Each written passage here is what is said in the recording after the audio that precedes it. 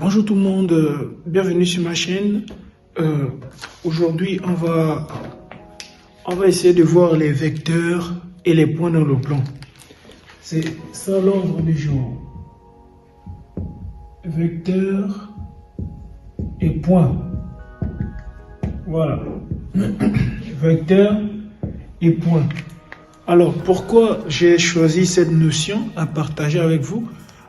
Tout simplement parce que les vecteurs, déjà, c'est une notion que on semble maîtriser. C'est une notion qui paraîtrait qu'on maîtrise, mais face à certaines applications, on se retrouve vraiment dépourvu de certaines capacités ou dépourvu de certaines notions. Donc, c'est comme ça que j'ai cru bien faire déjà de vous partager, voilà, cette notion de vecteur. Et ça va beaucoup nous aider, surtout en physique. Vu que après ces vidéos, on va beaucoup s'atteler sur la physique et la notion de vecteur revient également. Donc, on va commencer la notion de vecteur et point. Alors, c'est quoi un vecteur? Déjà, se donner un vecteur, c'est se donner une direction, un sens et une norme. Donc, jusqu'à présent, c'est bon. Et on va comprendre certaines notions que les professeurs ont tendance à nous donner lors des cours. Donc, c'est donner un vecteur, c'est donner, par exemple, si je prends ça, c'est donner un vecteur, c'est se donner une direction, un sens et une norme, autrement dit une longueur. C'est bon? Alors ça, c'est mon vecteur U, par exemple. Vecteur U a ce sens-là. C'est bon? Il part vers là-bas, c'est le vecteur U. Et c'est très important de comprendre les vecteurs à cause de la translation également. Donc le vecteur U va de la gauche vers la droite. Alors c'est ce qu'il faut retenir. Le vecteur U va de la gauche vers la droite. Je vais prendre un autre vecteur, par exemple AB. Le vecteur AB également peut s'écrire de cette façon. Ça part de A vers B. C'est bon? Ça part de A vers B. Ça c'est le vecteur AB. Le vecteur AB part de A vers B. Donc c'est-à-dire que j'ai un point A ici. C'est à cause de qu'ici on a mis vecteur et point. J'ai un point A ici et j'aimerais aller à un point B. À un autre point B ici. Voilà. Là ce sont des vecteurs. Ce sont des vecteurs. C'est pas une direction encore. C'est pas une norme. C'est bon? Là, on est au niveau de AB, on parle du sens. Donc, se donner un vecteur, c'est se donner une direction. Alors, AB, déjà, lorsqu'on voit AB, la direction, c'est quoi? La direction, c'est la droite, on peut le dire. C'est la droite AB même, on peut le dire. La direction, c'est la droite AB. Et le sens, c'est de A vers B. Et la norme, maintenant, là, on fera ceci, X de B moins X de A. Voilà. Et ici, Y de B moins Y de A. Alors, tout cela paraît flou. Ça paraît brutal, mais déjà, se donner un vecteur, avoir un vecteur ou reconnaître un vecteur, c'est le fait déjà qu'il ait une direction, une norme et un sens. Voilà un peu. Donc, comment faire pour déterminer la direction déjà? Et ça, vous allez le voir déjà en physique, surtout qu'on va demander de déterminer la direction, par exemple, du champ B ou la direction du champ E, par exemple. Et bien, déjà, la direction, on va dire, c'est comme une voie. C'est comme une voie. Par exemple, je vais prendre le cas des voitures. Je prends des voitures comme ça. Et là, ça, c'est une voie. Un endroit où passent les voitures. Donc, c'est ça la direction. La direction, c'est un peu, c'est une voie, un peu comme ça, vous voyez. Donc, c'est une voie. Et c'est ça la direction. Alors, lorsqu'on peut, exemple, avec le champ B, lorsqu'on dit le champ B est de quelle direction déjà? Bon, le champ B, c'est le champ magnétique. Là, il faut, vu qu'il faut mettre un tétraèdre, donc là, il faut un trièdre. Donc là, il faut déjà regarder les autres champs qui sont à côté, de tracer la perpendiculaire et voilà. Donc, c'est un peu ça. Donc, pour déterminer la direction, c'est une voie. Une direction, c'est un peu flou, mais comprenez ça comme ça. C'est une voie. Lorsqu'on a un vecteur comme ça, par exemple, la direction, c'est la droite AB. Par exemple. C'est bon? Exemple, lorsqu'on a notre vecteur U, la direction c'est la droite passant par U. Voilà, droite passant par U. C'est bon? Passant par U. Donc c'est un peu ça le truc. Donc, voilà un peu au niveau des vecteurs. Au niveau des vecteurs, on a dit se donner un vecteur, on a vu la définition, ça la définition, se donner un vecteur, c'est se donner une direction, un sens et une longueur. Donc c'est un peu ça. Alors, il y a beaucoup de choses en mathématiques, qu'on va souligner, il y a vraiment beaucoup de choses, mais on va essayer de les élucider, de les expliquer déjà. Alors, il dit, ici, je vais revenir sur certaines choses. Déjà, on a un plan comme ceci. C'est bon? On a un plan comme ceci et je place mon point M ici. C'est bon? Et je vais placer mon point O, par exemple là. Et j'ai, je vais faire ceci même déjà. J'ai mon vecteur U ici. Alors, il n'y a qu'une seule translation qui me permet de glisser de O vers M. Et c'est la translation U. C'est bon? Et en mathématiques, on va dire quoi? Pour certains élèves, si vous ne comprenez pas bien cette phrase, dans un plan, voilà quoi. Il y a un vecteur. Donc, il existe. C'est ça, un vecteur U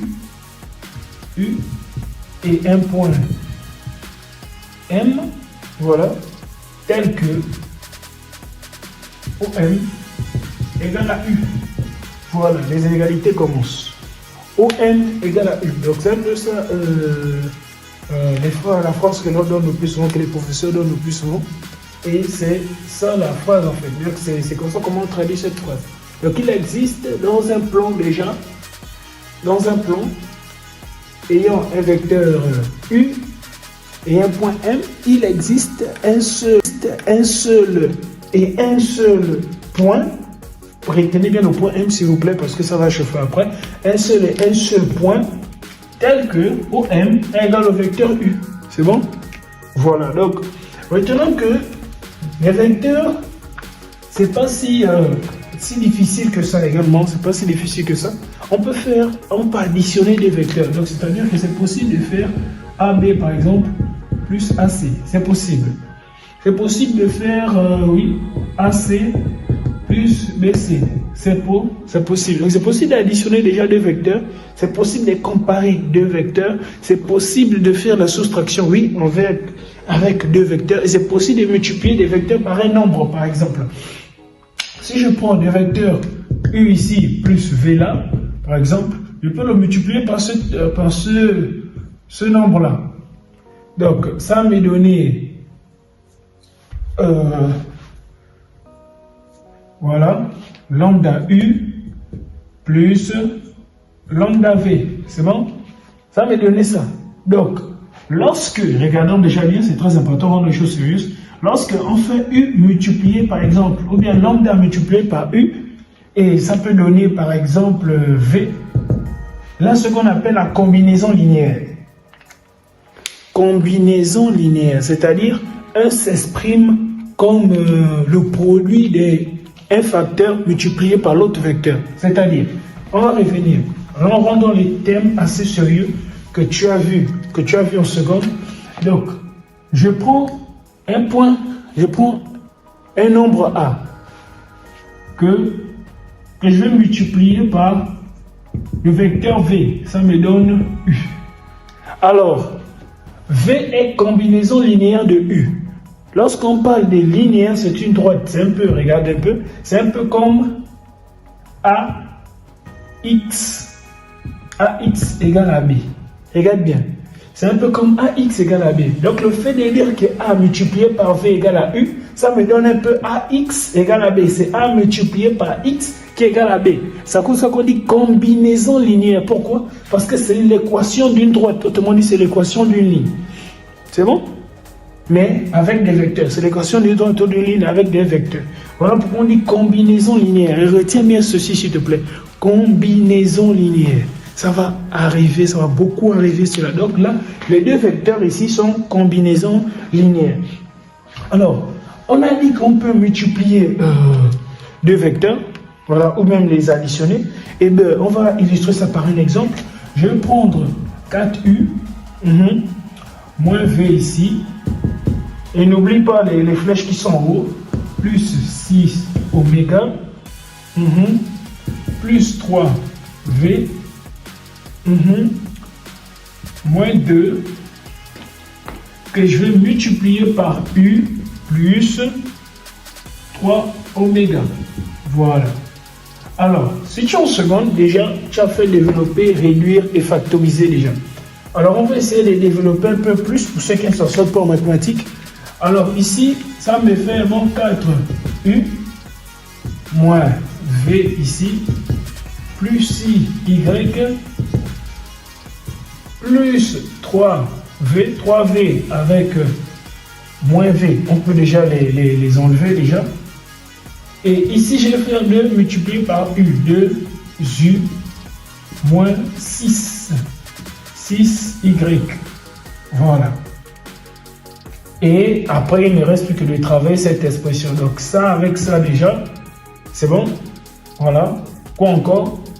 Le v avec ça et le 2u avec ça. Donc ça me fait 2u déjà plus 2v. C'est tout. Donc je peux mettre 2 facteurs déjà de u plus v égale à 0 si je veux, par exemple, égale à 0. Égale au vecteur nul. C'est très important. Retiens que tout vecteur est collinéaire au vecteur nul. Tout vecteur est collinéaire au vecteur nul. Et là, ça c'est très important. C'est ce qu'on vient de voir déjà. Non seulement grâce à ces expressions que l'on vient de développer, on a vu que c'est possible déjà de faire n'importe quelle opération avec des vecteurs. On a vu que c'était possible. Et on a vu que c'est possible de multiplier déjà un scalaire, un vecteur par un nombre réel. On a vu également que c'est possible d'exprimer déjà un vecteur comme combinaison linéaire de l'autre. Alors, voilà un peu. Et on va passer à la suite. Donc, si tout semble flou, c'est juste pour expliquer un peu le langage mathématique que tu as l'habitude de comprendre. C'est juste pour l'expliquer un peu. Donc, voilà ce que l'on vient de faire. Et on va continuer dans la suite. Donc, il n'y a pas de titre. Il n'y a vraiment pas de titre comme ce que tu peux le voir. Il n'y a vraiment pas de titre. Mais, essaye un peu voilà. C'est juste dans le but de t'aider un peu à comprendre en classe. Et là, on va commencer à voir... bon, on a déjà vu la collinéarité. Hein. On va... voilà, collinéaire. Bon, on va s'arrêter là. On va s'arrêter là. Donc, déjà, dire que deux vecteurs sont collinéaires, on a déjà dit. Un s'exprime comme combinaison linéaire de l'autre. Mais c'est pas tout. Dire que deux vecteurs sont collinéaires, cela revient même de dire que les droites de ces deux vecteurs-là sont parallèles.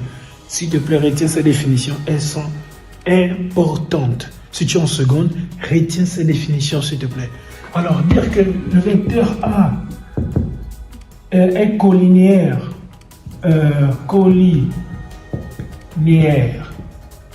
au vecteur AC, cela revient même de dire que AB, regardons bien, AB est parallèle à AC. C'est très important.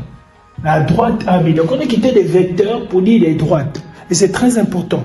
On a quitté des vecteurs pour dire des droites. On n'a pas mis que le vecteur AB est parallèle au vecteur AC. Non. On a mis que deux vecteurs vont donner des droites parallèles. Deux vecteurs collinéaires vont donner... On a mis que deux vecteurs vont donner des droites parallèles. Deux vecteurs collinéaires vont donner naissance à des droites parallèles. Alors, on revient encore. Dire que deux vecteurs sont collinéaires, cela revient même de dire que leur déterminant est égal à 0. Alors, c'est quoi le déterminant? C'est une très belle question. C'est quoi le déterminant? Alors, déjà, le déterminant est une méthode de calcul qui permet déjà d'identifier si deux vecteurs sont collinéaires ou pas. Et là, plus loin, on va voir ce qu'on appelle le produit vecteur. Si deux vecteurs sont collinéaires, sont parallèles ou pas. Alors, prenons un exemple pour voir de quoi s'agit-il dans ce déterminant en question. Déterminant. Alors, le déterminant. Ce qui est différent du discriminant. Le discriminant et le déterminant, c'est deux extrêmes. À ne pas les mélanger. Donc, Déjà, déterminant. Je vais prendre deux vecteurs avec des coordonnées différentes. Je vais prendre AB, un vecteur. Je peux mettre les coordonnées comme ça, 2x plus 4, ou je peux mettre, c'est la même chose que de dire 2x et je mets 4 ici. C'est la même chose.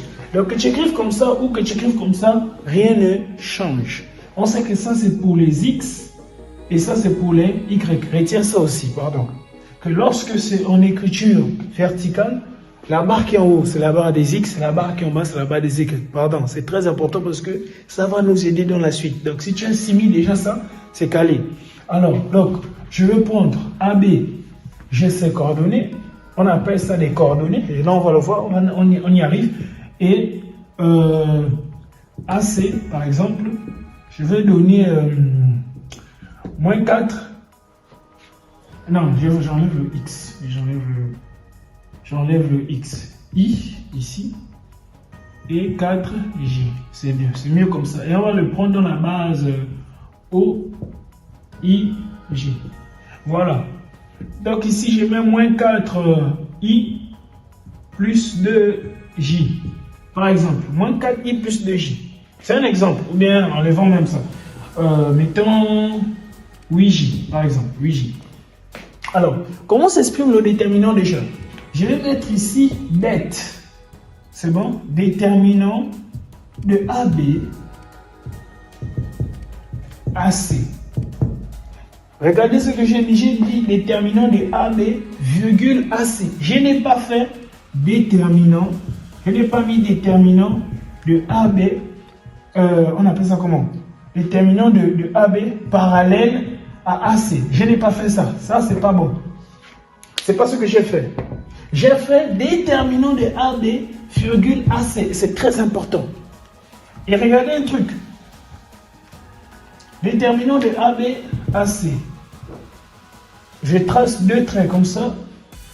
Pourquoi deux traits comme ça? Parce que celui qui est en haut, le 2, je vais le mettre ici. Et le 4, je vais le mettre là. Là-bas, le moins 4, je le mets ici. Et le 8, je le mets là. Et je calcule mon déterminant.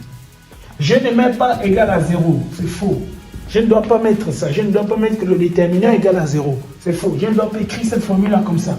Je ne peux pas. C'est faux. Pourquoi? Parce que l'écriture ne me dit pas déjà c'est égal à 0 ou pas. Donc je ne peux pas l'affirmer. Donc je ne le mets pas. Je ne le mets vraiment pas. Et voilà un peu. Donc je ne mets pas l'égalité ou bien je ne mets pas déterminant égal à 0. J'affirmerai si c'est égal à 0 si et seulement si en faisant l'opération ça me donne 0. Alors l'opération c'est ça. C'est comme ça. C'est bon? Donc 2 multiplié par 8 et 4 fois 4. Alors, et un moins. Donc, ça me donner ceci. 2 multiplié par 8. Donc, de la droite vers la gauche, du haut vers le bas, en allant vers la droite, moins du bas vers le haut, en allant vers la droite. Du haut vers le bas, 2 multiplié par 8, moins 4 multiplié par moins 4. Alors 4 qui est encore multiplié par moins 4, ça va donner un plus, ça fait 4 fois 4 ici. Alors donc déjà ici, ça m'a donné 16 plus 16, ça m'a donné combien? 32. On voit bien que 32 est différent des 0, alors A et C ne sont pas collinéaires. Si 32 est différent des 0, si le déterminant est différent des 0, le déterminant ici de AB, AC est bien différent des 0, ça implique que AB et AC ne sont pas collinéaires. Si le déterminant est égal à 0, c'est-à-dire que si le résultat que j'ai trouvé ici est égal à 0, excusez-moi, donc AB et AC sont collinéaires et c'est très important. Voilà, et j'aimerais revenir sur quelque chose d'important avant d'aller dans le domaine du triangle et de voir les relations de chasse. Alors, on va revenir sur quelque chose de très important. Je suis venu ici comme par magie et j'ai sorti que tel vecteur égale à ceci, tel vecteur égale à ceci et on doit poser des questions. Francis, comment tu me dis que le vecteur c'est 2, 4? Exemple comme ce qu'on a pris AB. AB, on a dit c'est 2 I, 4 J. Déjà, c'est quoi les I qui sont ici? Je fais comme si vraiment on n'avait aucune base, nous deux, et on essaye de voir. C'est déjà quoi les I qui sont ici? C'est quoi les J qui sont là? En fait, qu'est-ce que tu racontes, Francis? C'est ça la bonne question. Qu'est-ce que tu es en train de me raconter? Qu'est-ce que je suis en train de te dire? Déjà, regarde ceci. Je vais tracer ça comme ça. Regarde ça. Qu'est-ce que c'est ça? C'est un repère. C'est un repère. Il n'est pas orthonormé. C'est quoi un repère orthonormé? Un repère orthonormé, c'est un repère dont l'axe des abscisses et l'axe des ordonnées ont la même mesure. Direct, lorsque c'est non seulement c'est orienté, mais dont la norme est égale à 1. Mais on n'est pas dedans. On est juste que sur le cas où c'est un repère. Alors, c'est quoi un repère? Un repère, déjà, c'est, on voit bien ici, c'est l'alignement, déjà, on va dire le raccord de deux demi-droites. C'est un peu comme une base, c'est synonyme d'une base.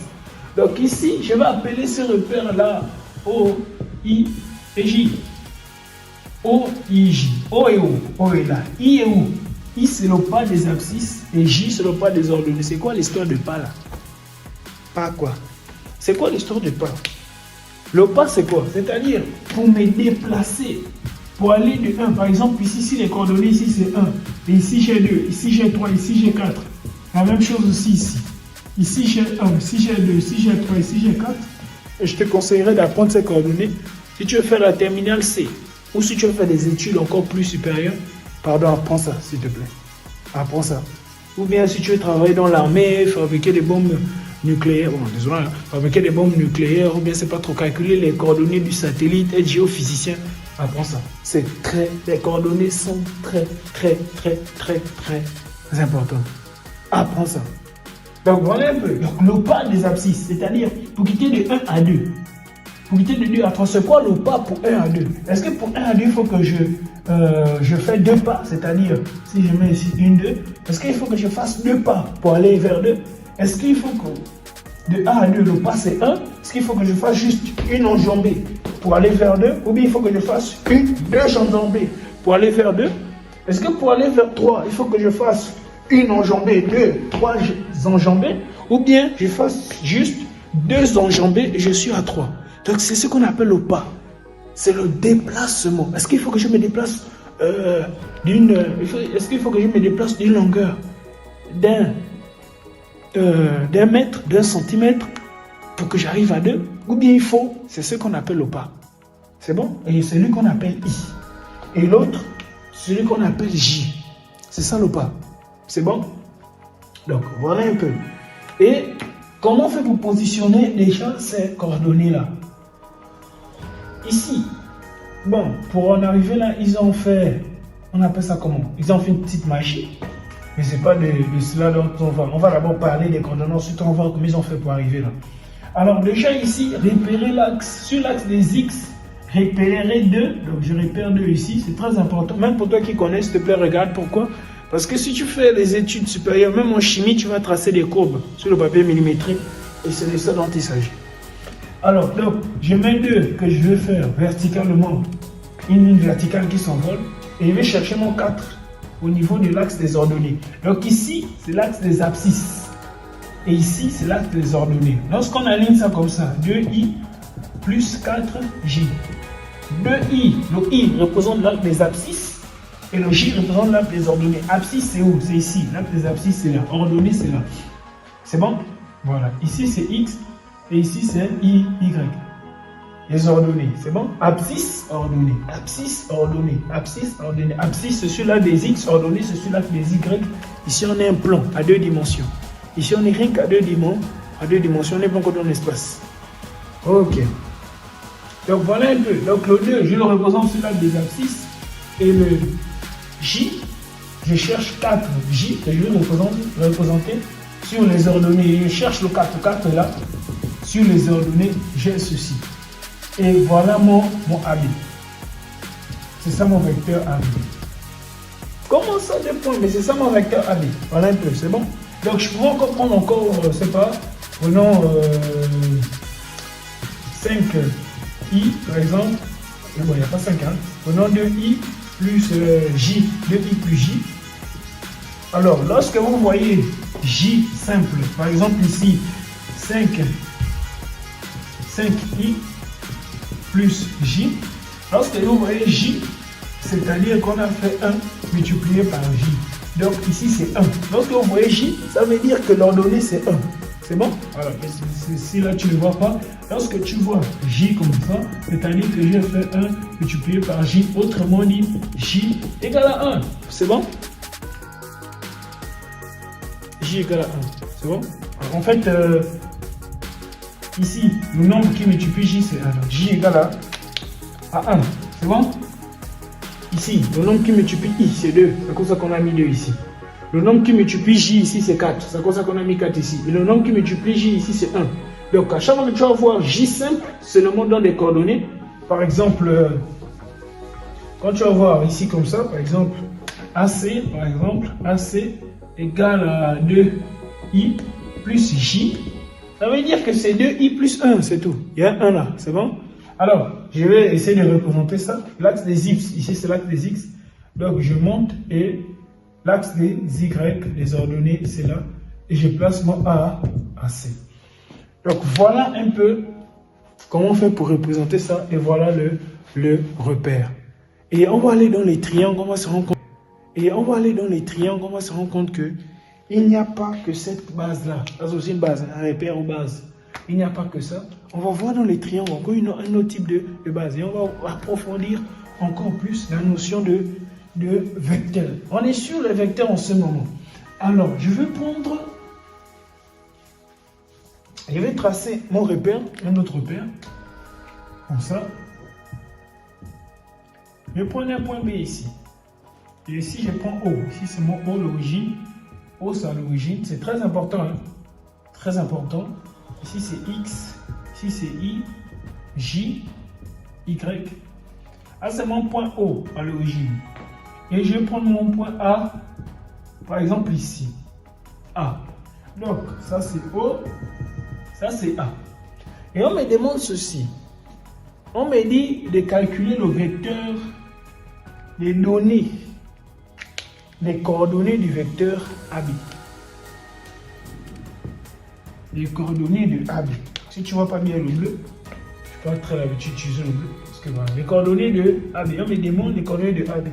Comment je fais pour trouver les coordonnées de AB? Alors, c'est ceci. Ça, c'est très important.